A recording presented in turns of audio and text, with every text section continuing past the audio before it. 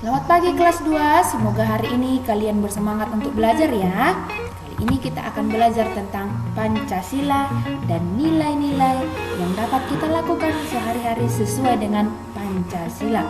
Pancasila merupakan dasar negara Indonesia. Pertama, kita akan mempelajari nilai-nilai Pancasila dari sila yang pertama, yaitu sila yang pertama, ketuhanan yang Maha Esa. Sikap yang sesuai dengan sila yang pertama, yaitu yang pertama itu adalah beriman kepada Tuhan yang Maha Esa sesuai dengan agama dan keyakinan yang dianutnya masing-masing. Yang kedua, tidak memaksakan agama kepada orang lain. Yang ketiga, rajin beribadah. Yang keempat, memberikan kesempatan kepada orang lain untuk beribadah dan merayakan hari besar keagamaan masing-masing. Yang kelima yaitu hormat menghormati dan bekerja sama antar pemeluk agama. Coba perhatikan, ini yang hal-hal yang bisa kita lakukan dalam menerapkan atau sikap kita terhadap sila yang pertama.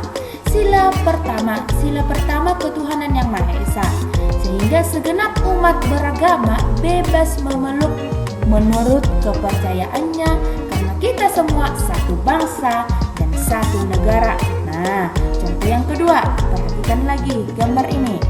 Kita berdoa sebelum makan. Nah, ada lagi contoh berikutnya. Saling menghargai walaupun berbeda-beda agama. Nah, kemudian beribadah ke tempat ibadah masing-masing. Coba perhatikan ya. Nah, itulah hal-hal yang bisa kita lakukan atau kita laksanakan dalam menerapkan sila yang pertama. Nah, selanjutnya sila yang kedua yang dilambangkan oleh rantai. Sila yang kedua yaitu kemanusiaan yang adil dan beradab. Sila kedua ini memuat nilai pokok kemanusiaan. Ingat ya, memuat nilai pokok kemanusiaan. Nilai-nilai yang terkandung dalam sila kedua antara lain. Contohnya yang pertama, mengakui bahwa manusia sebagai makhluk ciptaan Tuhan yang Maha Esa. Yang kedua, mengakui bahwa manusia memiliki derajat, hak, dan kewajiban yang sama. Kita dengan teman kita memiliki hak dan kewajiban yang sama. Yang ketiga itu tidak membedakan manusia berdasarkan suku, agama, golongan, jenis kelamin, warna kulit, dan status sosial.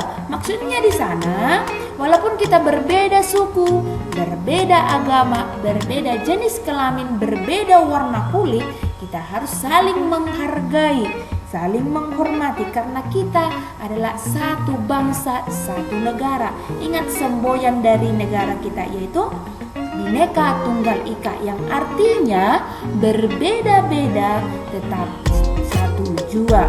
Yang keempat yaitu gemar melakukan kegiatan-kegiatan kemanusiaan.